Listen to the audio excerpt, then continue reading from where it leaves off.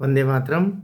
नमस्कार, जय श्री राम। मनहर की गपशप में एक ऐसा विषय है जो इन दिनों में आपके मानस में भी गूंज रहा होगा और पूरे देश की राजनीति के बीच में, राजनीति के जानकारों के बीच में वो विषय बहुत ज्वलंत है। बिहार में अब क्या होने वाला है? बिहार में अक्टूबर नवंबर में चुनाव है।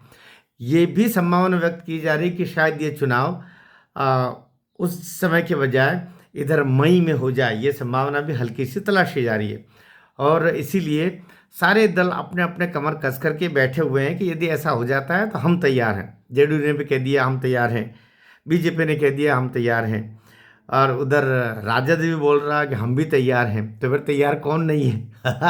तैयार तैयार जनता नहीं है। जनता का जो मन टटोलने का काम है, जनता के भीतर जो एक लहर बहती है, उस लहर में कहीं अभी थोड़ा सा संशयग्रस्तता है, जिसके कारण से तय नहीं हो पा रहा है कि ये किस समय हो। लेकिन अक्टूबर नवंबर में तो होना ही होना है, उस समय तो फिर कोई रोक ही नहीं सकता। अभी के हालात क्या? अभी के हालात ये है कि नीतीश कुमार पूरे प्रयास में है कि वे एक छत्र होके निकले। अभी उन्होंने एक यात्रा की और सारे जो 30-40 ज़िले हैं, जितने भी ज़िले, उन सब में उन्होंने जा करके 36 ज़िलों की यात्रा करके, और उसमें बीजेपी ने अपनी दूरियां बना के रखी। ये जदयू की ही यात्रा थी और नीतीश कुमार की यात्रा थी, बेशक, कि वे मुख्यमंत्री के रूप में अपनी यात्रा कर रहे। यदि मान लो इस समय दोनों उप मुख्यमंत्री मिलके और एक यात्रा फिर इसी तरीके की निकाल दें तो जो कन्फ्लिक्ट होना है वो साफ हो जाएगा। लेकिन बीजेपी एक गहराई और ठंडाई वाली पार्टी है, बहुत धीरे से उसने ये करने दिया उनको कि ठीक है आपने कर लिया। होना तो ये चाहिए था कि वो सरकार की सामूहिक यात्रा होनी चाहिए थी, दोनों उप मुख्यमंत्री और नीतीश कुमार मुख्यमंत्री के रूप में तीनों एक साथ निकलते तो ज़्यादा सार्थक संदेश जाता। लेकिन कहीं न कहीं एक भय नीतीश कुमार के मन में भी है कि अब आगे क्या होगा, कहीं महाराष्ट्र में जैसा हुआ वैसा तो नहीं होगा। लेकिन अब लेकिन के बाद मैं हरदम बोला करता हूँ कि मनहर की गपशप में लेकिन के बाद में जो शुरुआत होती है वही महत्वपूर्ण शुरुआत होती है। उद्धव ठाकरे, आदित्य ठाकरे, लालू यादव, तेजस्वी यादव, प्रकाश सिंह बादल, सुखबीर सिंह बादल, बीजू पटनायक, नवीन पटनायक, एक फहरिस्त से राजनीति में जो परिवारवाद को, खानदानी राजपाट को एक ऐसा रूप देती है जिसके तहत सामान्य आदमी सोच लेता है ये इनके बाद में यही आना है। क्या इन दिनों में जो जिस तरीके से निशांत कुमार को आगे लाया जा रहा है और नीतीश कुमार जी मौन साधे हुए हैं। नीतीश कुमार स्वयं उम्र को लेकर के पहले भी कहते रहे हैं वो कि ये मेरा आखिरी चुनाव है, अर्थात पिछला चुनाव जो हुआ था उस समय जब वे मुख्यमंत्री बने अब, कि ये मेरा आखिरी चुनाव है।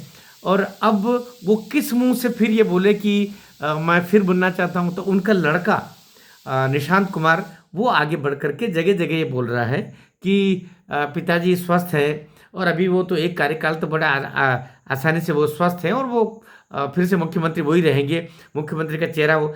ऐसा लगता है कि नीतीश कुमार जी चुपचाप संकेत से लड़के को तो आगे बढ़ा ही रहे हैं, साथ ही ये विकल्प बीजेपी के सामने दे रहे हैं कि यदि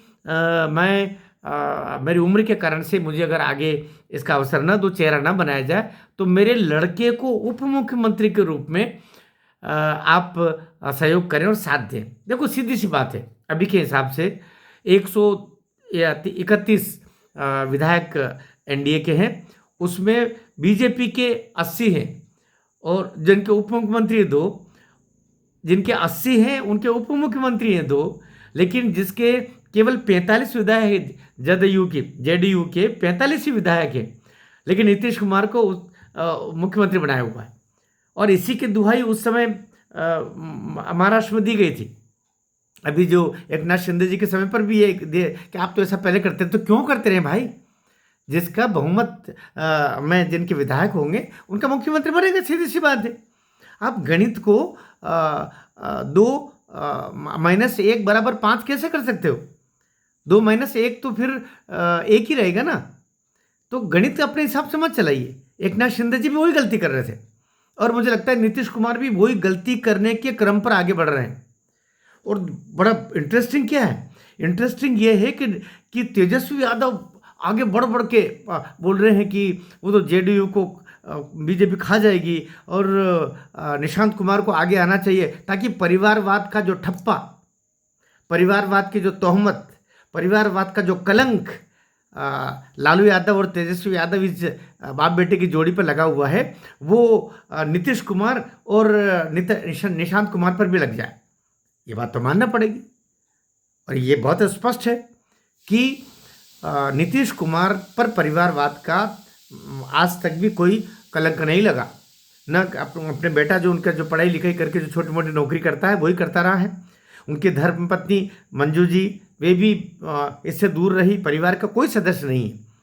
और इनके ऊपर भी ऐसा नहीं कह सकते कि उन्होंने लाखों करोड़ों की ज़मीनें और जायदाद और सब इकट्ठे करके विदेशों में प्लॉट और टापू और कॉलोनियाँ बसा ली हो। तो ये तो मानना पड़ेगा भाई, बीजेपी वालों और विपक्ष वालों, ये तो मानना पड़ेगा कि नीतीश कुमार ने एक लकीर खींची है मर्यादा की, राजनीति की और कार्य की।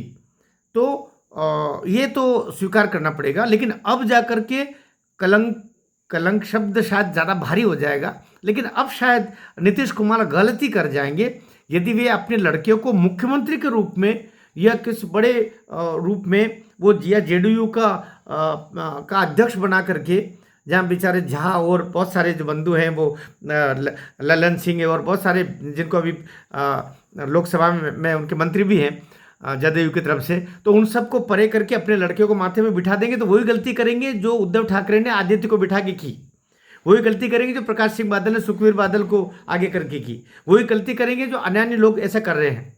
तो फिर परिणाम भी वैसे ही होगा। यदि आप गलती वो करोगे तो परिणाम भी वही होगा।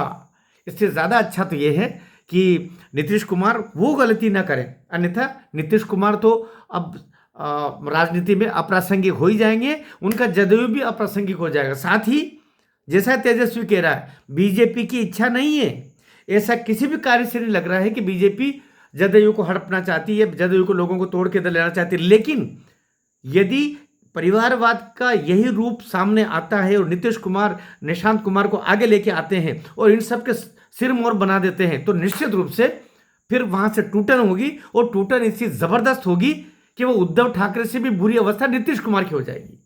आपका इसमें क्या कहना है? मेरे आकलन के साथ आप हैं कि नहीं हैं? बिहार के एक एक बंधु की टिप्पणी मुझे चाहिए, और ये नीतीश कुमार तक ये वीडियो जाना चाहिए, ये बहुत जल्दी जाना चाहिए, ताकि उनकी आंखें खुले और जीवन की ऐसी गलती न कर जाए जिसमें उनको भारत रत्न मिलना भी फिर मुश्किल हो जाए, और उनका जदयू भी पूरा ओम स्वाहा हो जाए, और लड़के का कैरियर भी चौपट हो जाए, जैसे आदित्य का हो रहा है, जैसे उद्धव ठाकरे पर कलंक लगा पूरा। इसलिए मैं सोचता हूं कि सही निर्णय लेंगे नीतीश कुमार, ऐसा निर्णय जिसके तहत उनका दल और उनका दिल दोनों ही आनंद प्राप्त करें। और निशांत कुमार को राजनीति में आने में कोई दिक्कत नहीं, लेकिन सबका पिताजी बना करके बिठाएंगे तो गलती हो जाएगी। इतना सा मेरा कहना है। आपका क्या मत है? आप नीचे टिप्पणी में अवश्य दीजिएगा।